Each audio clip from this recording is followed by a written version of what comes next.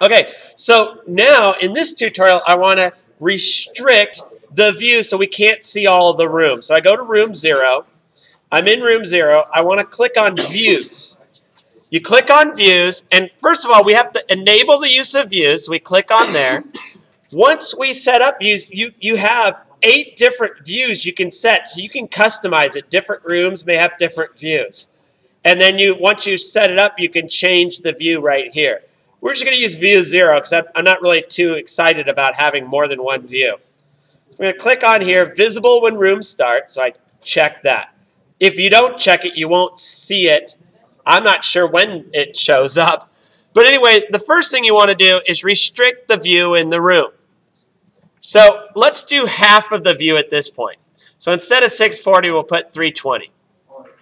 Now notice there's this line running down the middle of the screen.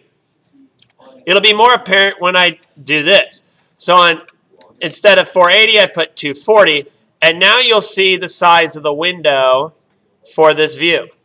Okay, so by changing the width and the height, I'm sorry, it's actually a quarter of the size of the room. We can only see one quadrant. Now, if I left it at this, all we would see is this part of the room and nothing else. However, we want it to follow our hero. So you got to make sure that the object following is object hero. The other thing I want to point out is, you see this, 640, 480. That's how big the window will look when you're playing the game. So it's important to keep that at normal size. You don't want to go much bigger either. Follow our hero, and let's go ahead and try this out. See how it works.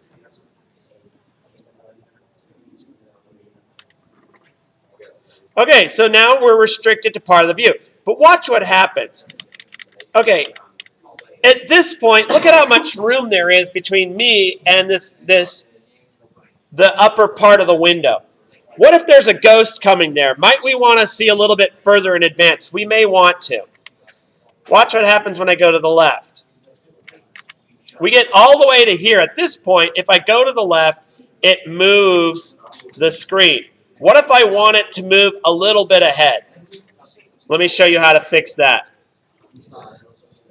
What you do here is where it says object following, the horizontal box, you can double that. You can put like 64 and 64. And now watch what happens when we run it.